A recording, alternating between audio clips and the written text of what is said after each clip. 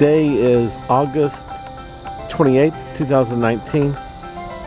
I'm doing a Hobbit Garden update.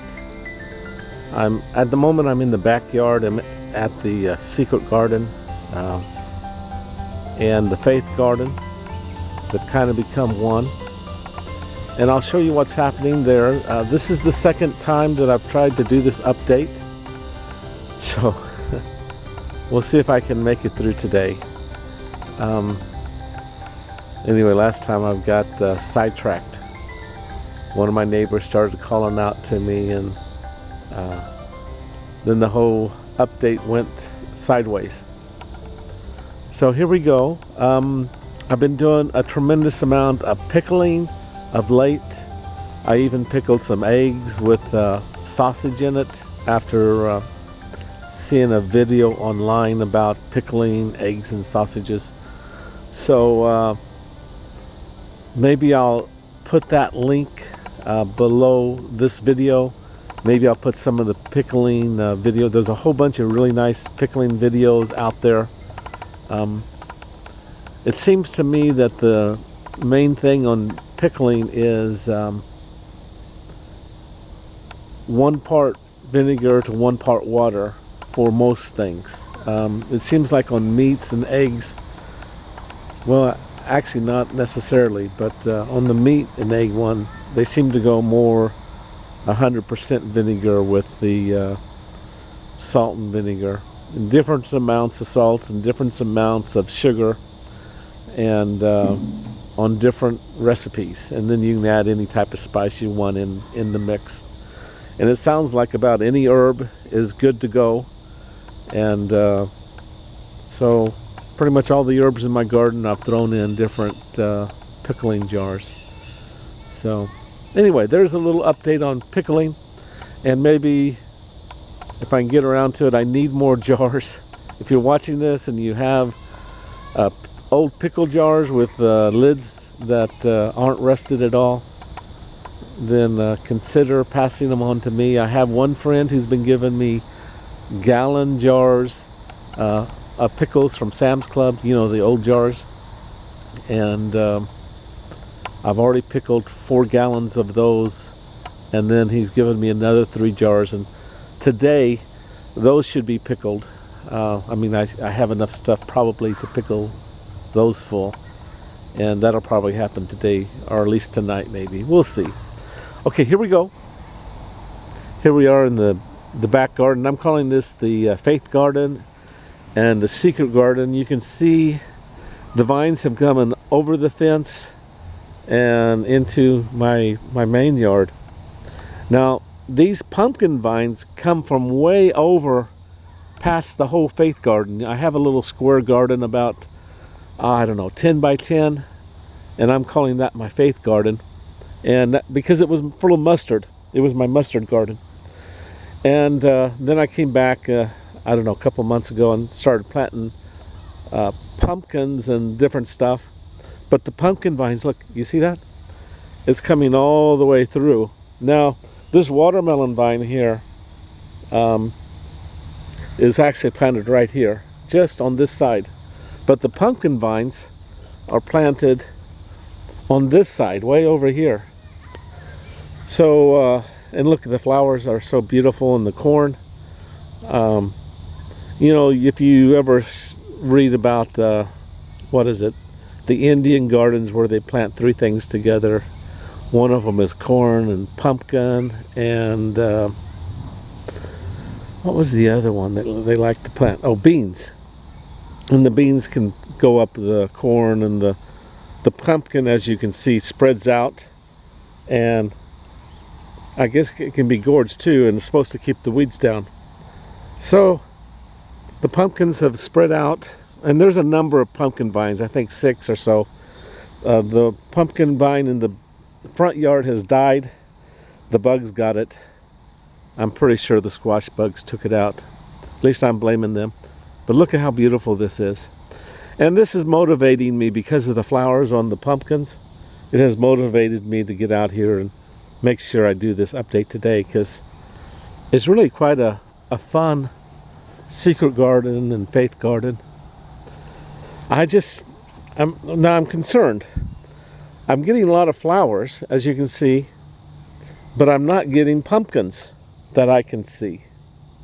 So maybe they're not getting, fertilized properly. I've heard of people taking other, the male flowers and putting them on the female, but I don't know the difference really on the pumpkin flowers. So I may not be getting them. I don't see bees, and that's bothersome. I need the bees because I want things to be pollinated.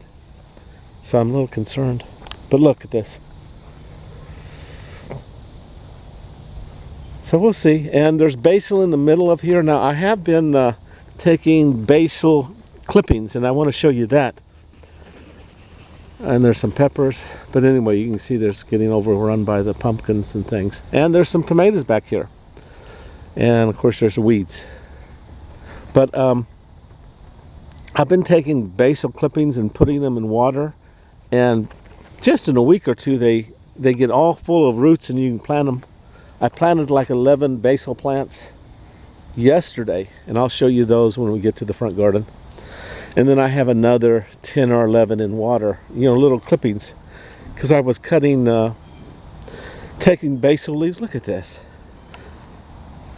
I put the fence back up here. Now it's covered by vines. So my entrance, well, I had a dog, so I had, I was babysitting. I don't know.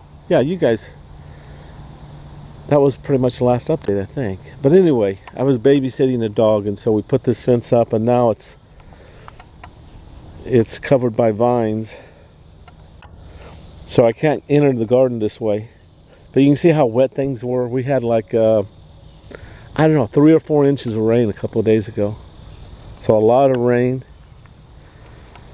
And I've been getting mushrooms in my yard, and I wish I could show you some, but every day I come back and look, and I get a few mushrooms, especially these they're kind of like hog ears. The mushrooms you find in Chinese restaurants. Those now those are some fantastic mushrooms, and I have a number of bowls in the fridge drying out. And when you put them in the soup, they become soft again and take on the flavor of the soup like crazy. See, you can see these mushrooms here. See these? Now, I'm not sure about those. They're a little bit too hard for me.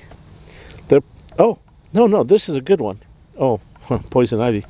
But look, this is the mushroom I'm talking about. It doesn't look that great there, but that's actually a nice mushroom, minus the poison ivy right below it. So I need to put a glove on. And this I will harvest and wash and then put in the refrigerator. Now that one doesn't look so much like the hog ears of these other ones. I've posted them on some of my other videos, and here you can see a little one over here. You see this one here? I may have harvested this one once, but you can see how small it is right there. But those mushrooms are awesome. And I found, in fact, I picked it already, but on the back side of the wood pile, I found some mushrooms today or yesterday. Well, I picked them today. I saw them yesterday. But they're in the fridge now. So this is the backyard. Now, after finding those mushrooms, I've been looking at these logs, but I haven't really been seeing mushrooms in here. But to my surprise, on that log over there, those hog ear, I'm calling them hog ears because I can't pronounce the names. This log right here was full of mushrooms the other day, all in the cracks. And you can see at the bottom, you see that little mushroom kind of growing there. Well, I'm not harvesting that, but that is those mushrooms. I'm hoping that I get more. So this is what the backyard is looking like. I've actually got some pole beans I picked from this vine here that's going up into my tree. But this isn't a good spot for growing stuff in this area, I've found. And I do fair over here, But as you can see, the shade.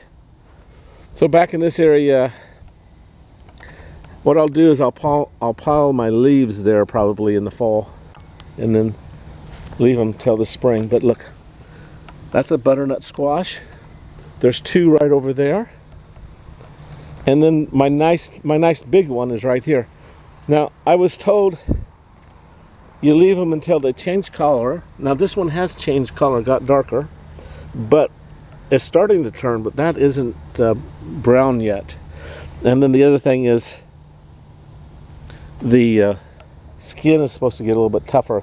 You're not supposed to be able to push your fingernail on it and get a indentation, which I just did. So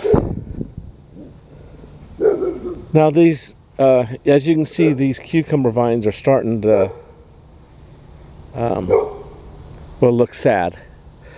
I'm still getting a few, and you can see I've got one right here. I thought I would leave it one more day because I can, but I don't have a ton. I mean, I have one down there, but there's not a ton of cucumbers anymore. And as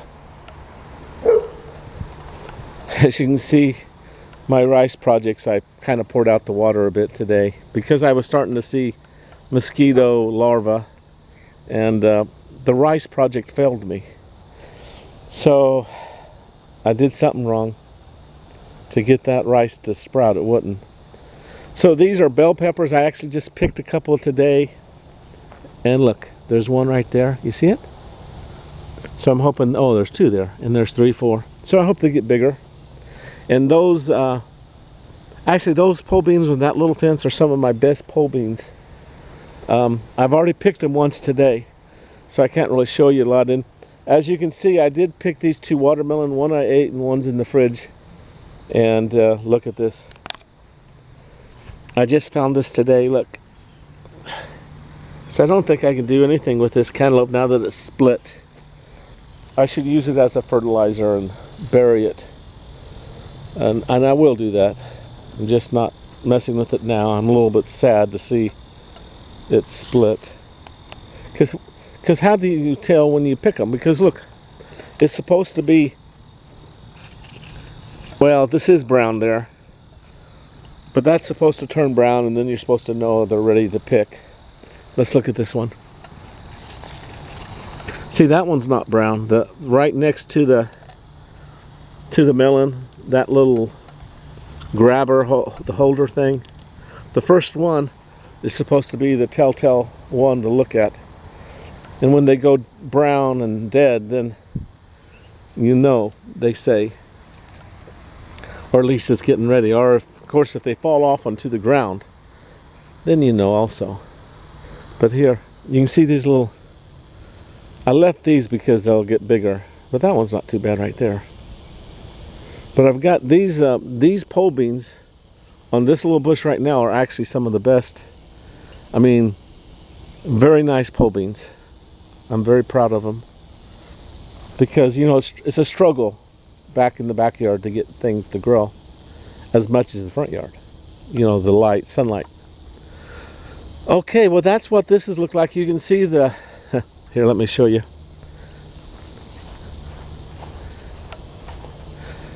I didn't really get very good potatoes out of this bed, a few. But as you can see that shovel there, what I'm doing is all the organic waste I'm taking and burying in my beds. You know, any tomato or cucumber part or whatever, you know, watermelon rinds, cantaloupe rinds, I'm digging about a foot down and just burying them. So this bed, I did it to that bed, and the bed up front, I've done it. But of course, if you have stuff growing in the middle of it, it makes it difficult. You don't want to kill everything, is what I'm trying to say. But at one point after I picked these, now I didn't cage these tomatoes. Obviously, I haven't. These are kind of volunteer tomatoes, and I just let them go. But at one time, this was onions, and then after I picked the onions, I buried compost. Well, actually, just raw organics. all through this bed. So that's my strategy. I haven't been digesting it and making so you can see how these cucumbers are really being eaten up. Now I have had a lot of cucumbers off of these vines this year, and but it's hard to see them go like that. Something's getting them. And I have still a few cucumbers. I mean, I picked a couple out here today, and I've let a few keep going. You see that one? Or is that too? I don't know if you can see that in this sunlight. It's too bright for the camera. And you can see how this is dying. So, okay, that's the backyard. So here are some of the things I pickled this year. This is from my 6th batch. So that's, I think, mostly a dill. There may be some pepper in it. This one here is egg and sausage. And this one here is mostly eggs, but there's some sausage in there too. I was trying to do a gallon. I had another half gallon, so I did more eggs and filled up this gallon jar. And I'll put the recipe link to this. Now again, this is another 6th batch, and then this is a 7th batch and 8th batch. This one here is this one's the sweet one, so this one's the dill. This is actually just spicy, all kinds of stuff in there, peppers and all kinds of spices, and this is the sweet. This is mostly from a green bean pickling recipe. This is 2 cups of sugar in about a gallon and a half. I have little jars. Whenever I made these, I had extra brine, so I did some little jars also. So anyway, now pickling, you don't necessarily have to hot seal pickling, but I did that on all of these. I did do a hot water bath on all of these for at least 15 minutes. But because you have the brine, the vinegar and the salt, you're preserving stuff, period. So you don't have to worry about of course, these are all sealed. Look, you don't have any soft lid. Once they snap in place, they're sealed. So these are all sealed, but that means they'll keep longer. But because it's vinegar and salt, it's going to preserve it, even if you had the person who was doing this video, they weren't even sealing it hardly. They were just, because of they have pretty much 100% vinegar in their recipes. And because of the vinegar and salt, that was preserving it. And they were going to, within 6 months, they planned to have it eaten. It was for hunting trips. They were doing their sausage egg to go hunting with, and it was a traditional thing with them. So anyway, that's enough on pickling. Well, I mentioned to you the basil.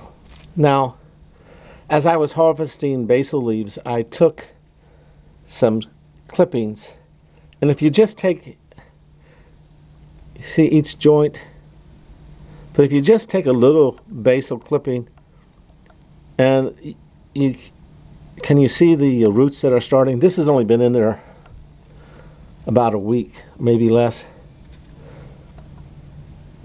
So each one of these will be a separate plant. And if you just take a little clipping, joint or two underneath the leaves and clean up the top, actually I probably have, you can see the roots forming there on the bottom. So you don't need any more than that, and even less. And I have some long pieces, and that just means I have to bury them deeper if I have. But whatever you have in water, roots will form. And they form quickest at the joints, but all along the branch I noticed they were forming. Now, these are tomato seeds. Now once you get this white cover on top, These are cherry, and I've got lots and lots of cherry tomato seeds that I'm doing this with. I can give away cherry and tomato seeds. Anyway, the brandywine and the cherry, but once you start to get the white ferment on top of your seeds, you take it, you put water in it, and you leave it for about 2-3 days. The seeds will come loose from the really slimy part, and that'll make the seed, they say, more likely to germinate. And here, this is yesterday. These are seeds that I washed off these are, well, cherry seeds. But you can see that they're now very easy to handle. So you just let them dry out after you wash off the fermented top. You can see this one starting to ferment. So you leave them a couple of days, and then that'll help them ferment. And I'm also doing that with the cantaloupe, and I did that with these cantaloupe seeds. I left them in water.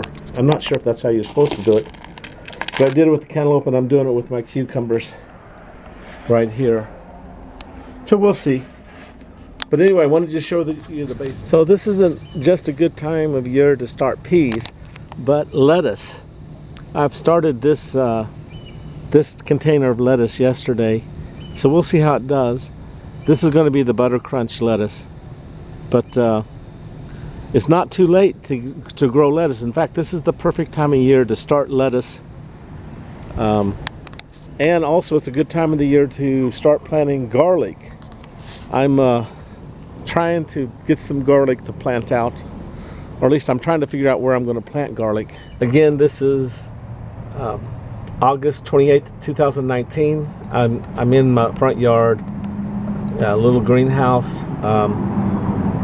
Again, this has been my second try at getting an update to you guys. It's been almost, well, it's probably been 3 weeks now. And anyway, so here we go. Even though the weather has been turning here, it's starting to get a little bit cool at night, and you can see the effects on the garden. But in the greenhouse right now, it's at 104, and it's, well, who knows which clock is right? Probably this one. It's around noon. So, like I said, well, you can see I've got that little cloth, kind of try and keep it from getting as hot. But I was out here planting up my basil that had very strong roots in them. So I've got, I think, 11 basil plants that I planted up. We'll see how they do. But you can see the plants are still in shock. You know, a day after you plant something, it'll droop over and you'll think, man, I've lost the plant. But give it 3 days, and then all of a sudden, what happened? So again, my lavender is doing good, and I should have a lot of basil. I don't know what I'm going to do with it all, but I've had such a focus on basil this year trying to get it to come that I hate to lose it. And you can see this is the harder way to keep basil plants going, is you collect the seeds and then you plant them next, you know, early in the year to get them going. You plant them next spring, I guess. But if you take clippings and replant them, you can have basil all year round. At least I'm going to try to. We'll see how it works out. And you can see I'm letting a lot of this basil plants go to seed, and I'll collect those seeds. More basil. Yeah, I've gone crazy on basil. And then I had some basil in a plot, and I planted it all out, and it all lived. You can see all these different basil plants that they were in one big pot, and I separated them, and then now they're real happy because I gave them more space. And I've got a pepper in there, and you can see all the bok choy has been eaten by I think they're grasshoppers now. Now, here we are. The okra is actually looking beautiful. And that's my neighbor calling their dog. But I can't do anything about that. But look at that flower. Can you see that? So I'm starting to get okra. And I come out every day to pick some. It's not It's not growing too quick, but there is a few okra in here that are ready to be picked. Here, let me change the camera angle. There. In the bright sun, I usually don't like to do an update because I think the lens gets all, you don't get a good shot. But look. You can see these are some of the most beautiful flowers. So I'm going to be getting a lot of okra. I've got a little bit already, but not tremendous amount. But you can see it's getting very tall, and there's a couple in there. I can see one over there ready to be picked. You want them about 2 inches. Here, can you see that one? Here, let me show you. That's about how big. You see how that is? That's about 2.5 inches long, that one. So I got a couple of those. You can get them longer. You can also have them longer, but you don't want them to become woody if you leave them too long. Now the other awesome thing to show you is, look at this. Boom. And look how can you see how the frame is bending over? My frame has started to bend because of the weight of the watermelon. This black diamond. So I've got that watermelon. I've got 3 of these watermelons coming on. But look, you see this tindle right here? That is still green. So because that's green, this should be not ripe. That's what I'm understanding. So when this goes all the way brown, it'll be getting close time to pick that. And the same difference with this one. But now this one here is a little bit, this little one here, look, that one is brown, but this other one isn't. So there's 2 of them there. So this one, even though it's a smaller watermelon, it's almost telling me it's time to pick, at least my understanding. And then there's that 3rd one. So those are beautiful watermelons. Now, the other thing I wanted to show you is, like a week ago I planted peas. Look at that. Can you see them? The peas are all coming up. So I'll have a lot of peas this fall. And if you remember, I had peas here in the spring, and then it became very hot. Now you can rotate peas all year round, but because of the level of heat, I let it go for a couple of months. And now I've planted peas here. I could plant peas here, but you can see my watermelon vine is kind of, and look at that. My cucumber vine has come up and over. But these cucumbers, you can see the yellow spots, so they're being attacked by something. All of my cucumbers are on attack from squash bugs and probably grasshoppers. But still, I'm still getting a lot of cucumbers. In fact, can you see that one there? Not the bad leaf, but the cucumber there hanging. So that one could be picked. I could still wait a day or so. So there's cucumbers. You have to hunt. The problem with these cucumbers is that they hide themselves, and sometimes they get very big on you before you can actually find them. But you can see the leaves are not looking so happy. So anyway, I'm still getting cucumbers. I'm still pickling.